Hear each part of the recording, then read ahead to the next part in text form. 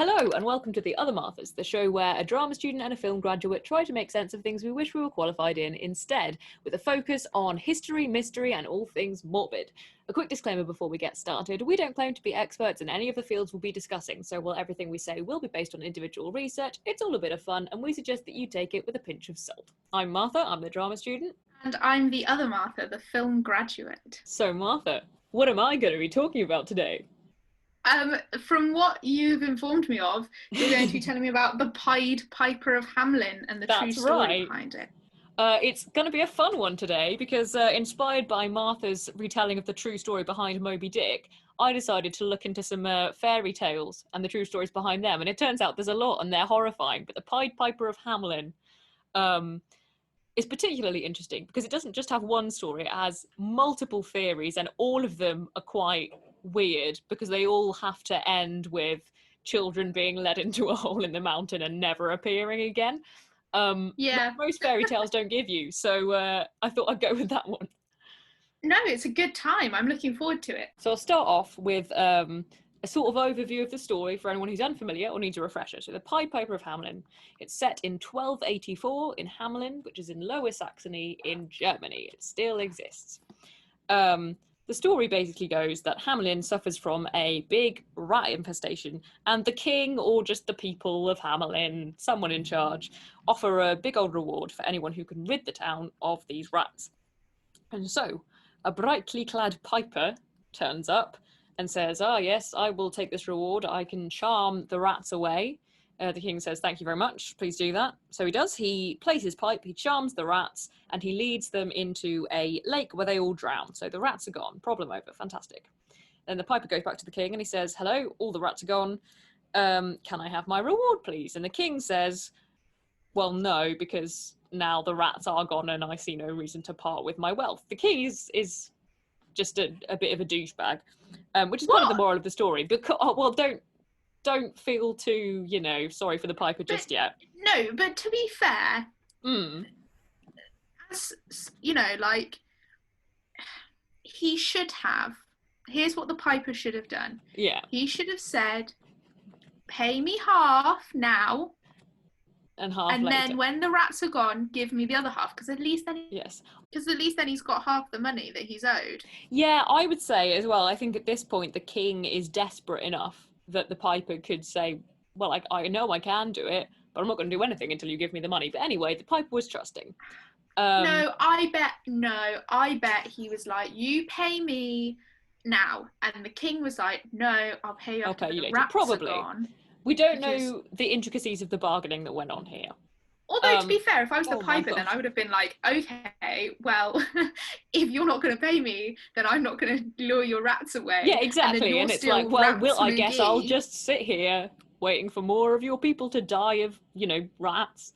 But anyway, he did not get his promised reward. And so the piper returns to Hamelin and plays his little pipe again, and this time all of the children of the town come out of their doors and they're charmed by the music and they dance in a procession led by the piper. They all follow him into a big hole in the mountain. When they're all in, the mountain closes around them and they're never seen again. Where have our children gone? Now, depending... Just make more children. Yeah, I don't think that's really the point. Like, they want to... It's not that they're like, oh, God, what about the next generation? They're like, oh, no, it was Heinrich's birthday tomorrow. He'll be so sad. Right, okay, and sorry, I was just thinking of... procreation. This is parental love and affection, Martha. Oh, always forget about that.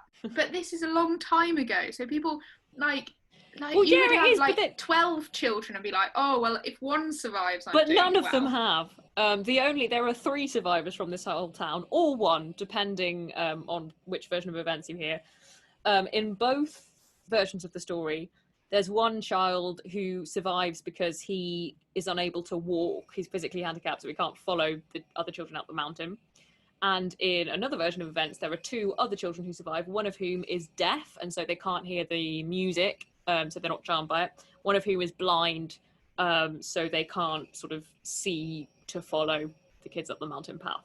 Well, I hope someone kept an eye on that child, so they weren't just like, oh, well, I do want to be kidnapped, but I just can't see the way I'm going, and then they fall, I imagine like, when into a crevasse. Yeah, I think when the music stopped, the spell was sort of broken, and it's this child or these children, depending on the version of the story you're reading, who then tell the adults what's happened. I'm not sure why the adults couldn't see what's happened, but I think they were all asleep or inside or something, and then the piper just played his merry pipe, and they didn't realise their children were all running out into the street and up the mountain.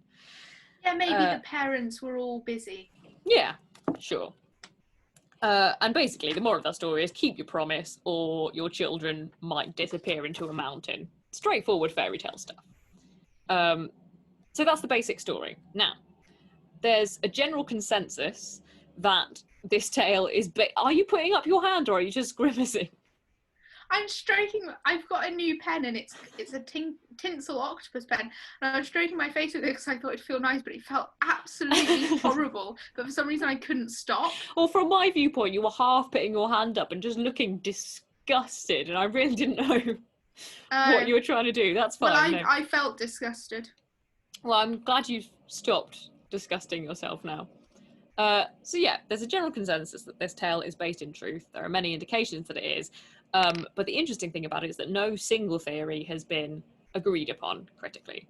The earliest known record of an event like this taking place is a stained glass window which was created for the market church in Hamelin in about 1300 AD. So very close to when the supposed event happened. Now, though the church and the window were destroyed in 1660, there are several written accounts of it, and there's also a painted recreation from 1592. I've seen this recreation, obviously not I've seen a photo of it that's online. And basically it depicts a piper in the bottom left of the picture. He's dressed in brightly striped clothes and a hat. He's piping away. And then the rest of the image is a kind of map of Hamelin and the surrounding countryside. And there's a parade of small figures heading up towards a big gash in this mountain above the town. They seem to be being led by another version of the colourful piper character. It's kind of hard to properly make out. It took me a while. I thought the piper didn't have a head, and then I realised I was looking at it the wrong way. But they're being led by the same piper or another version of him. Now, while I thought it was interesting that the road they were following seems to be leading directly into this big hole in the mountain, right next to that big hole, there's also some kind of like fort-like building. So it's possible that that's where they're headed, but that's basically what we have there.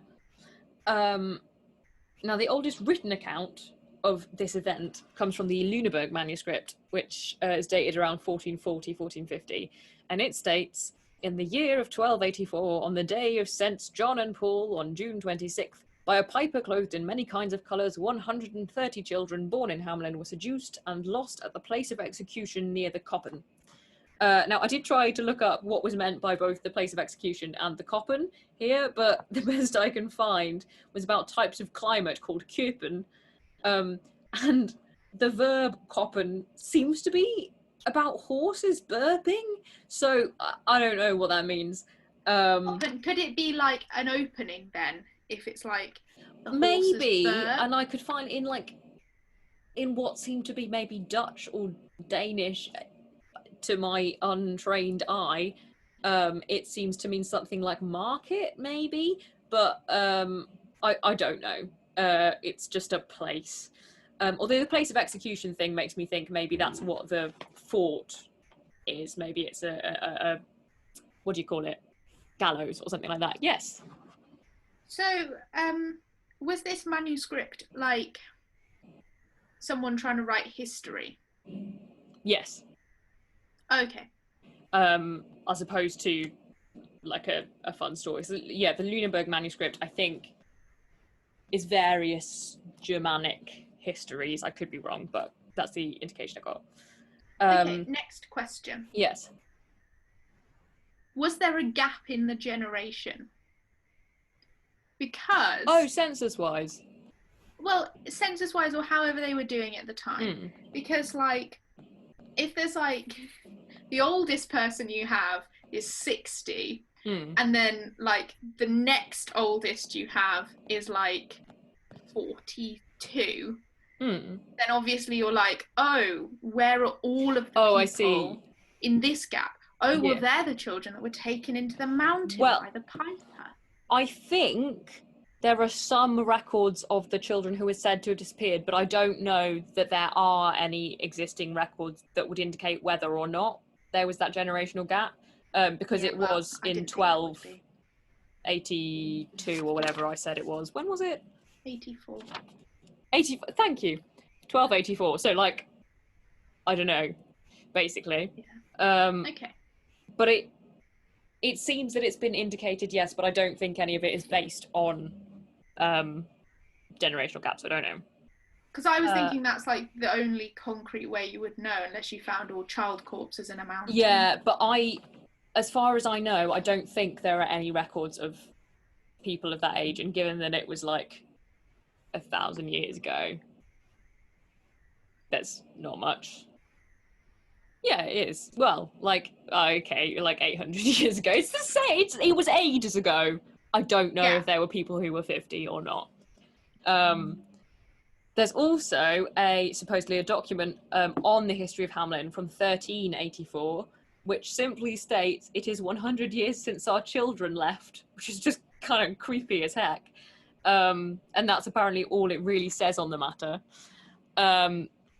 What we do know is that nowadays the street on which the children were supposedly last seen by the adults is called Bungelosenstraße, or the street without drums, and no music or dancing is permitted there. I looked it up on Google Images, and it's quite cool. It says Bungelosenstraße on the like street sign. And then underneath is a little plaque which reads Bunge equals Trommel, so Bunge equals drums.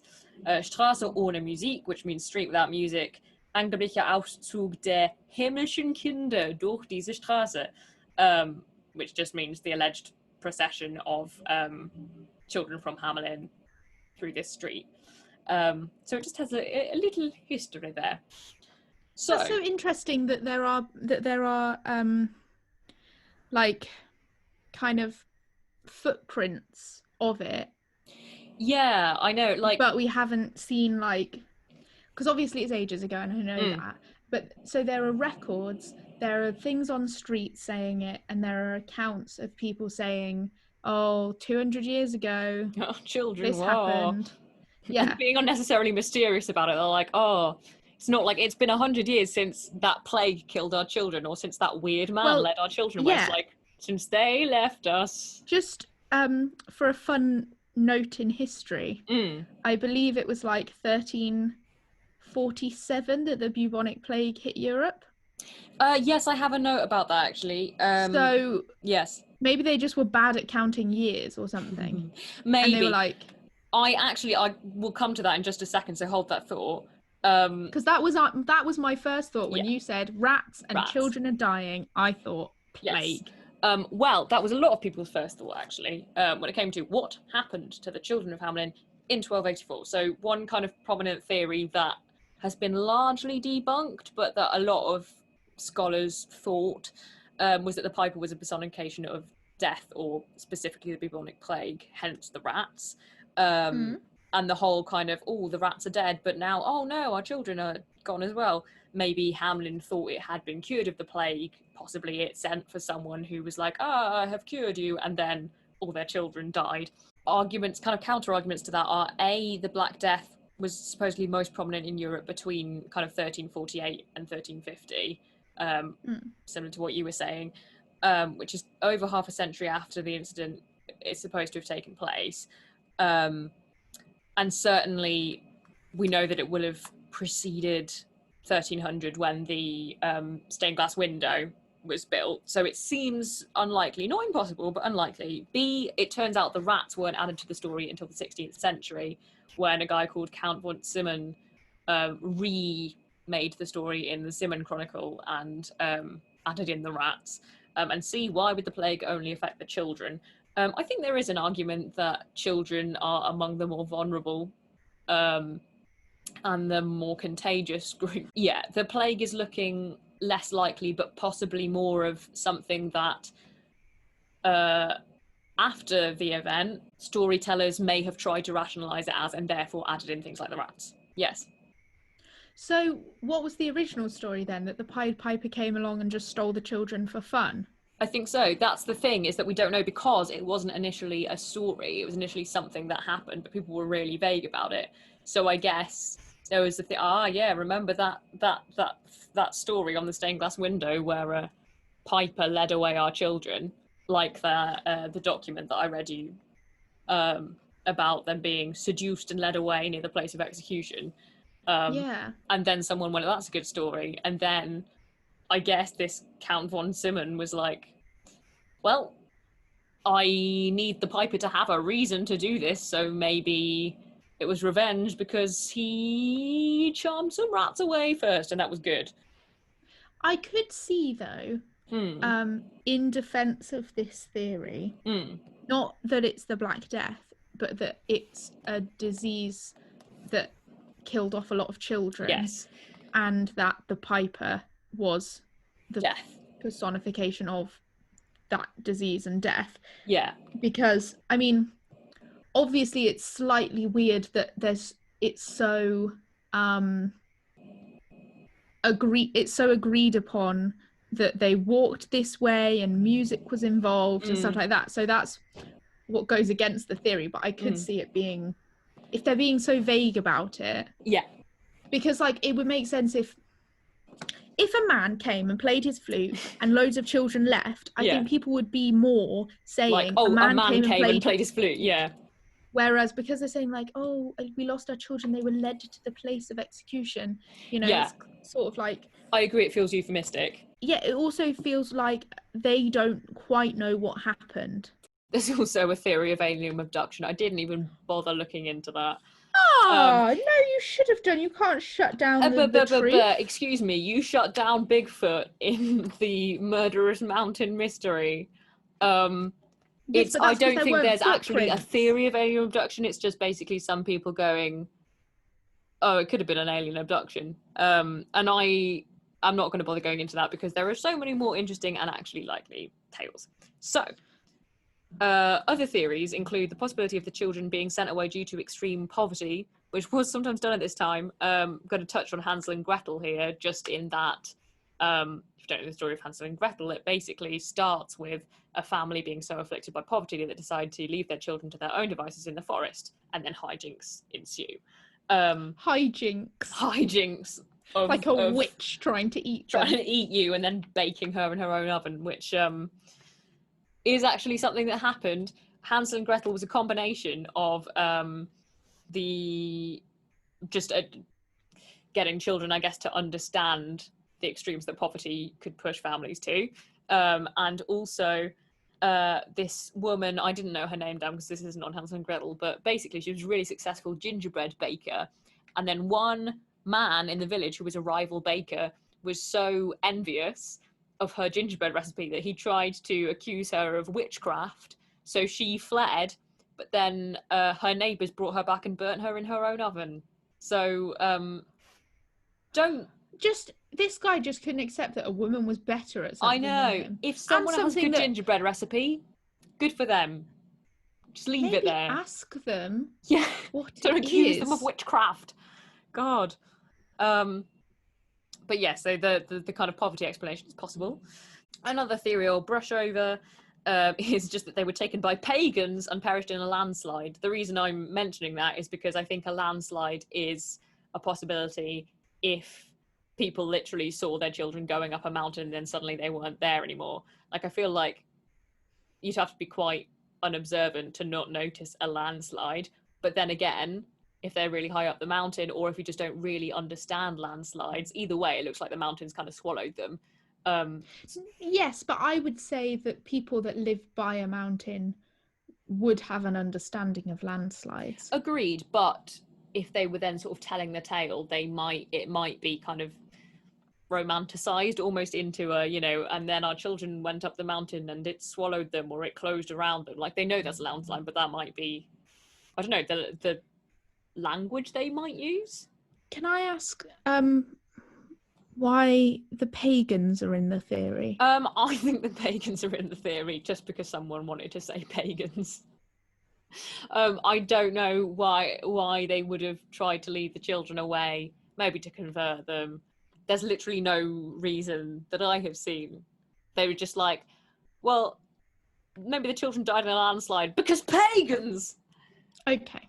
Is the idea I've got. I might They're be just doing being discredit rude to that. to pagans then. Yeah, unless of course there's a massive theory I haven't uncovered there, but I don't think there is. Now we're on to my first theory that's actually quite juicy, which I quite like, which is the theory of the dancing plague, which was an epidemic that afflicted Europe's kind of cropped up here and there between about 1200 and 1600-ish.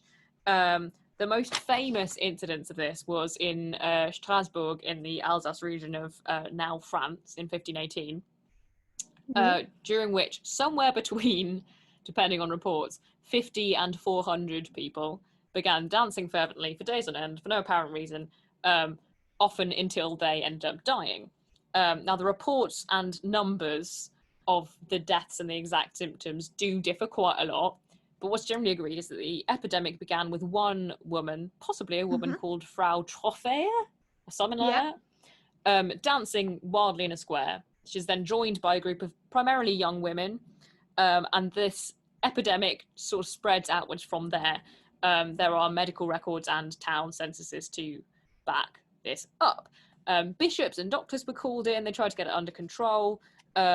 At some point, they were sort of restraining people and trying to hospitalize them, but they would still be trying to dance. The source remains essentially a mystery.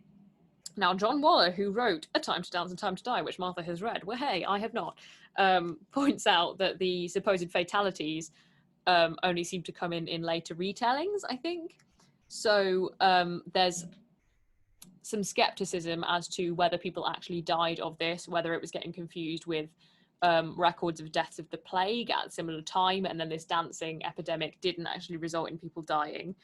But other modern theories, which I find really interesting, include the theories that the dance may have been a symptom of effectively mass food poisoning due to the effects of a toxic and psychoactive chemical product of ergofungi, which grows commonly on grains we use in bread making, like rye and wheat. So it's basically an early form of LSD. It's been similarly implicated in things like the Salem witch trials, during which several girls seem to suffer hallucinations or become possessed. However, as Waller argues, ergotism only really induces that kind of level of hallucination and bizarre, apparently unintentional behaviour when it's combined with opiates. Right. Which I just find quite funny, because it's like, is that not just the opiates? Like, if I had spaghetti and then heroin, and now I went, oh my god, the combination of spaghetti and heroin is mad. Well, no, I think because, I mean, that could be possible though, because people would take the seed of the poppy. That's true, milk actually. of poppy as painkiller. True. Though they were probably having willow, weren't they? Yeah, probably. Or just, biting on some bark and hoping it'd go away, I guess. Well, willow bark is painkiller. It is. Quinine and all that salicylic jazz. Salicylic jazz. That's right. That's the next hit single from the other I'm looking forward to it. Salicylic jazz. Right. So that's A, only really effective when combined with opiates. B, it would affect individuals differently. So it's a bit weird that all of them would dance. Yeah. And C, the outbreak occurred around a junction of two rivers. I didn't write down their names, but basically they would have supplied areas with the same water, but the areas all had different climates and crops. So it's unlikely that ergofungi would have been growing on the grain in all of these different areas. So that's the food poisoning theory, which is, I just think is fascinating that, like, possibly eating effectively some slightly mushroomy bread might make you dance until you die. That's crazy. Yeah, you need to watch out. Yeah, guys, careful. Another theory is one of mass hysteria, which I think is probably the most common theory. Probably just due to the very, very stressful period going on in Alsace at the time. I don't really know details. It was just apparently very brutal. I know some details. Yeah, go ahead. I don't know all the details. For 10 years, their crops failed.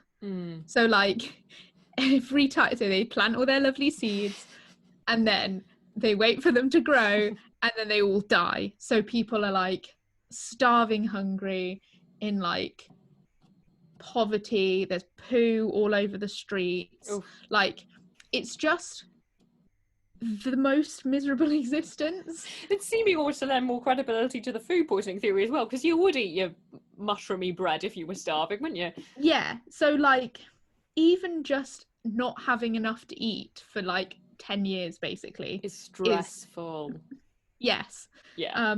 And then when you add the fact that you're a peasant in the 1500s in Europe, It's like, just that's generally also not fun. just generally quite Yeah. stressful. Yeah, that helps. Thank you. So the other context thing for that I want to stress. talk about Yeah? with the mass hysteria theory that you had is that there's some evidence that initially what they did to in some way, I suppose, aid the afflicted people was that they built a stage for them. Oh my god, so they're like, we'll get it out of their system. They can have like a real dance. Yeah, they built a stage. They had music playing, like a band. Yeah, I heard about the band. They had people that weren't afflicted to dance along with the afflicted and help them when they collapsed and force them to keep dancing. Oh my god. It's just bizarre because it seems like my belief of it is that one woman was really stressed and she, for some reason, started to dance. And then other people who were also really stressed saw her doing that and it triggered something in their mind that they joined in. And so when you're then putting these people on a stage, you're allowing more people to come and see the dancing. And I agree. I don't think that was join in. Best idea. Yeah, well, it's interesting as well because there's kind of question marks over the amount of agency the dancing people would have had. I mean, if it's mass hysteria, even if you're going, yes, I want to dance off this horrible thing, you're not exactly under your own control because that's not a logical thing to do, especially until you die. The woman who they think started it, when she would collapse and when she would come round from collapsing, she would scream for help. Yes, right. For people to stop her. Yeah. So with this, no one has ever told me what kind of dancing they're doing. Like, are they doing a jig or are they just shuffling miserably? So I think what they were doing was like flinging their arms around and just kind of looking like they were having a fit, basically, but standing up. Standing up in an irregular way. But this is the thing, it seems to me like the people dancing quite clearly didn't want to be dancing. Oh yeah, the stage was a bizarre choice. Yeah, I can see how out of desperation you might try a different strategy, but specifically the mass hysteria theory here is that psychogenic illness, essentially, so just this mass stress and dancing response, may have caused a chorea, which is random and unintentional movements flitting between body parts. Essentially, it's kind of like a twitch, but just hugely magnified and everywhere, which may have kind of looked like dancing, which makes some sense to me. Like a lot of people, when under huge stress, will develop tics and things, and apparently a chorea is something that can happen where you just start flinging yourself around. The conclusion of all that is that it's possible that this group of children in Hamelin may have been afflicted by a similar dancing plague, and whether it was one of those weird strategies where it was, maybe we'll exert them by playing a flute and leading them up a mountain, or whether it was just a case of they all died of the dancing plague and they decided to tell the story of that because they really couldn't explain it, with just the children going away, being led away by a dance. Yeah, because I suppose this was like 200 years after there was the dancing plague in Strasbourg. The Hamelin one was way before that. Yes. So they wouldn't have been like, oh, you know that thing that happened in Strasbourg? It's happened here. Exactly. It would be like, why are our children dancing? And I can kind of see how one particular age group might be affected in a way that others aren't, or that the kind of mass herd hysteria type thing might be more common among a peer group than necessarily to everyone, because you're on a bit of a different wavelength. You might have different stresses. Yeah, with the Strasbourg dancing plague, the way that they ended up curing it was that they led the dancers up to a shrine. I can't remember what saint it was. It might have been Saint like Vitus or something like that. They led to his shrine. They were wearing red shoes, and they lapped his shrine as they danced, and they recovered. And one of the theories is that they recovered from this because they believed that they had been possessed, like cursed, yeah, by this saint or by God, and by doing penance at the shrine, they then believed that they were cured. Yeah, I and think that makes so sense. then And they were even, able. Yeah, it wouldn't stop. even have to be that logical, just in the sense of if you're at a place where it's like you're here to be cured by this saint, and it's essentially like a psychosomatic illness, then all you need is that impressionability. That's really interesting, actually. I didn't know that they were led away. So my point is that if they were led, these people were led off to a shrine, maybe the children were led off somewhere to cure their dancing plague, and maybe it didn't go so well for them. Yeah, maybe the landslide theory then comes in, or maybe they just all died up there, and what can you do? Yeah, I think it's so frustrating, because I just want someone from like Hamelin in 1284 to be like, all right, to be like, here's what happened. Here's the tea. It's the diary of me, Maria from Hamelin. Today, the weirdest thing happened. Imagine discovering that. That would be phenomenal. Come on, Hamelin. Now we get on to two theories that are a bit less morbid and more kind of organisational. And I think these are the most likely. The last one is my favourite, but I'll go through them both. So, one theory suggests that this kind of a mass exodus would have been on behalf of the Children's Crusades, which is a fabled movement which sort of took place from France and Germany by Christian crusaders looking to regain the Holy Land, Jerusalem, essentially, from the Muslims who were living there at the time. So the Children's Crusades are kind of, they're legend, they're part rumour, there's some truth in it. In general, it's thought to be a kind of combination of a lot of small things, but not really a movement as it's often told. But it's rumoured to have taken place around 1212, so a bit earlier than the whole Hamelin situation, led by Stephen of Cloyes in France and Nicholas of Cologne in Germany. And in the German version, it is apparent that Nicholas of Cologne, who was a shepherd in the Rhineland region of Germany at the time, was trying to lead a group of crusaders, primarily children, across the Alps, believing that the sea would then part for them to cross to the Holy Land. He wanted to lead them across the Alps to Italy and then walk across where the sea used to be, whereupon they would arrive.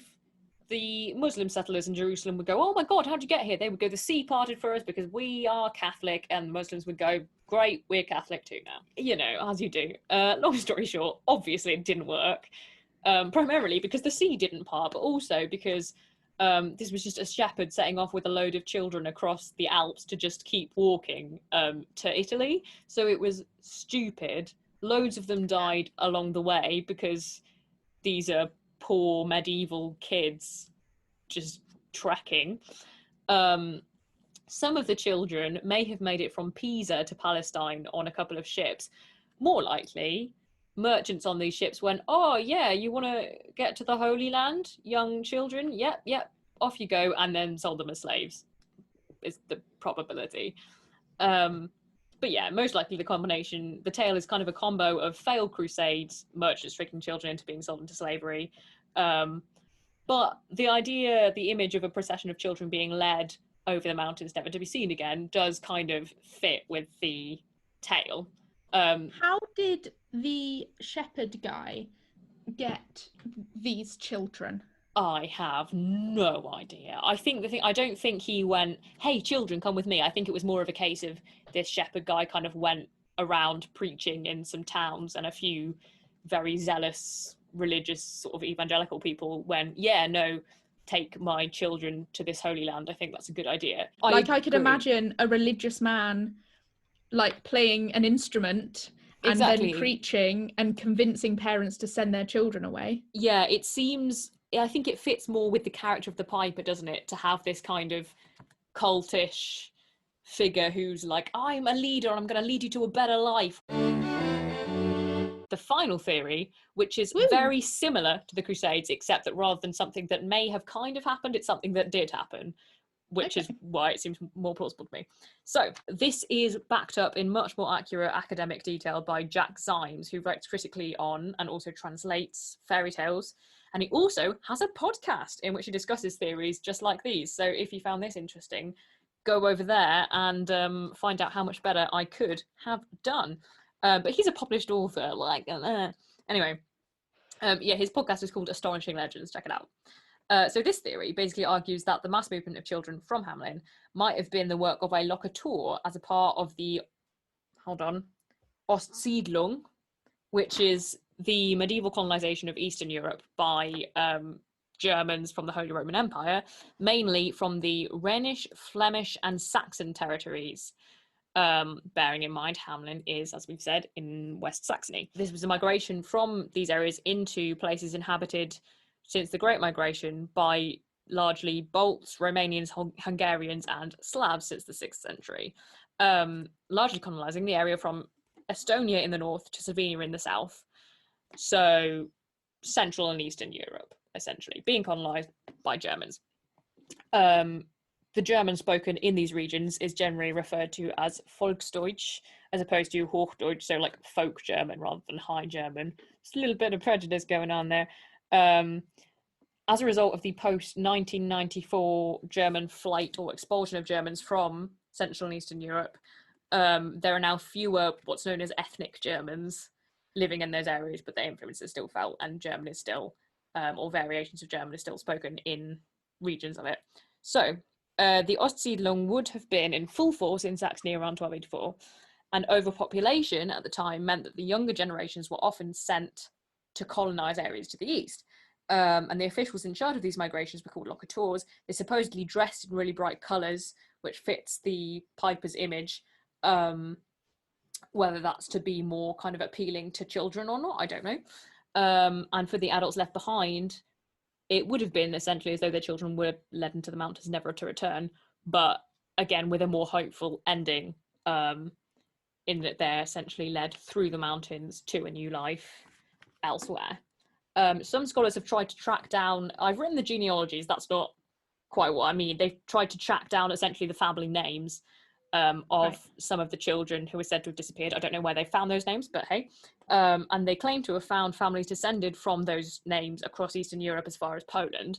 So it's definitely a possibility. Jack Zipes also cites documents which supposedly allude to the presence of a locator around Hamelin at the time. So that also supports this theory.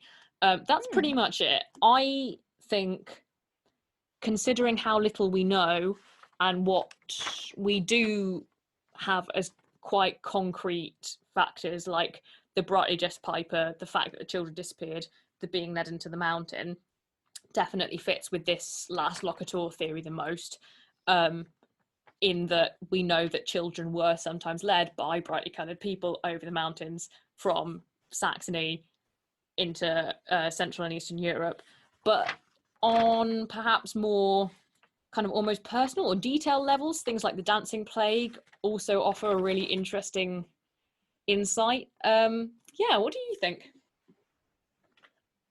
Do we know like the years in which these children were taken off to colonize? I believe it was sort of between 1200 and like 1400 when the plague got big, and that's when it sort of stopped because they didn't want to spread it. But either way, I found it hard to actually find out when it kind of started, but yeah. I know that 1284 was quite a height of it, apparently. Okay, no, I just because, like, obviously I'm not trying to criticize the guy who's like done all the research. I just wanted to check that it happened within the years, because sometimes in history you're like, oh yeah, this thing definitely happened, and then it's like, yes, but that happened 200 years after. So no, I think that I think the last two feel the most likely, and because the children's crusades have less firm evidence behind them, I think the last theory that you told me about is quite interesting. Could have been, depending on the age of the children, because they say children, but it could have been like really young children not, and teenagers not. So sort of like, I don't know, like 10 to 15, right? This, what is it? Locator.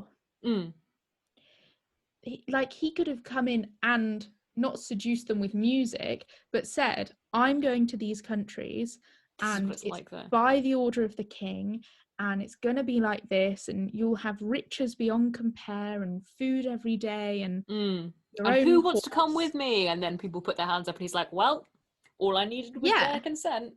Yeah, exactly. And the children would follow him, and it's their own choice, and that's why the parents, so they're not enchanted magically, they're just like, yeah, sounds great. I think there might be a lot of stock in that, because even if it's a case of, which is probable, like they wouldn't have to get the children on board, but it's going to be a lot easier to have children willingly follow you than to try and corral them physically and like drag 130 children kicking and screaming.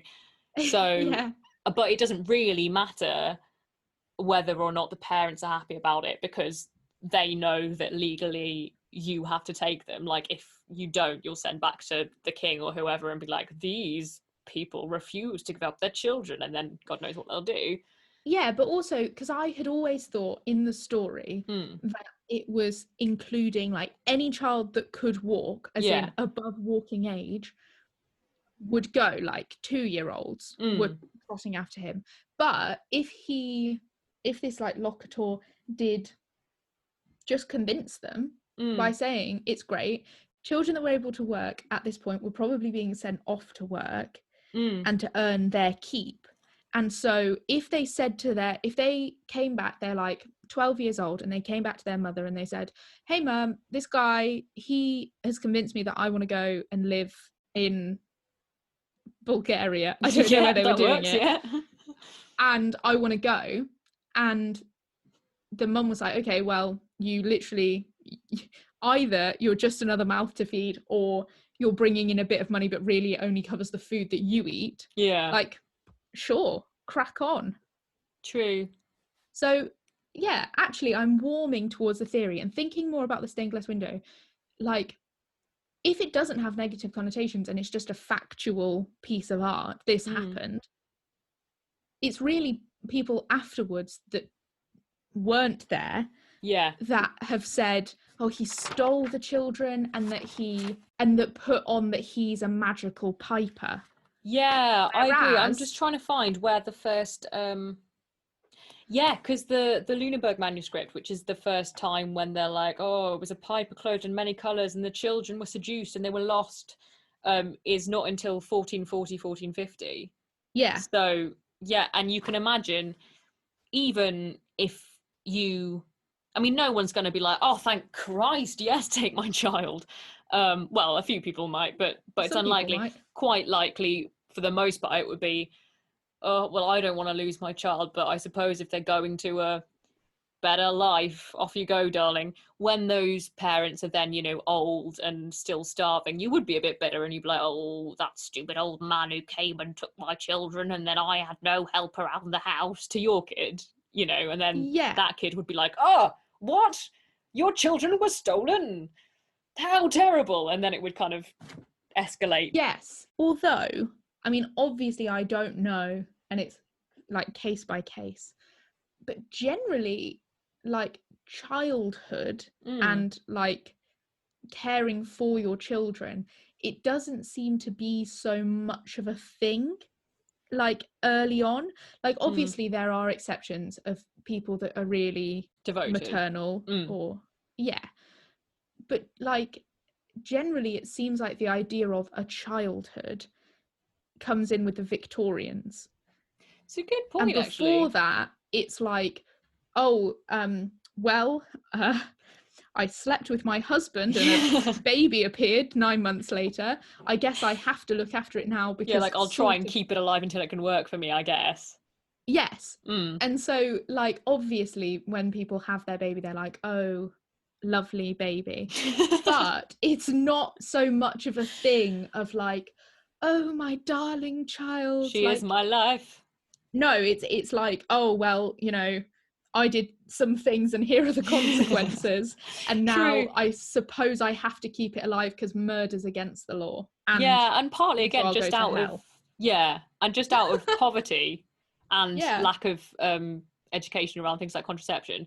It wouldn't no be so much contraception. of a... Yeah, it wouldn't be so much of a choice. It's just something that happened. And then also, it's not like you can go on maternity leave if you're a working class person, because you're then a peasant and you have essentially nothing, most probably. Yeah, like, I think that we are definitely putting onto it our modern idea of, oh, like, you have like one to, like, the average, like 1 to 3 children, and they're so precious and they're little darlings, do everything you can for them. No, like, for these people, they had no way of preventing having a child, other than like one that's quite unreliable, and maybe intestines of animals, but like, I wouldn't trust that. Also, why would you, like, if you're very poor, you would probably prefer to use the animal intestines, even if you realize that it was like, oh, this is a thing that goes from here to here, and if we block it, it might not do the thing.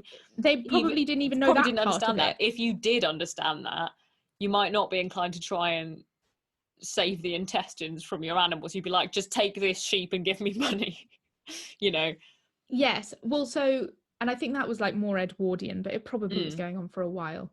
But my point is that like, people would have loads of kids throughout their lives. Some would die as babies, some would die as children, and that was just the case. And so I think if a guy comes along and convinces your child that the child wants to go off somewhere abroad, and you're like, yeah, agreed, like, gets you out of my way, I don't have to feed you anymore. And then probably it wouldn't be until, if at all, then much later, when you're old and your child would be taking care of you, when you're like, what did that stupid man take my child for? Thank you for listening to the Other Marthas podcast, the show where a drama student and a film graduate talk about things we have no business talking about. If you enjoyed today's episode, please do subscribe to our channel for more.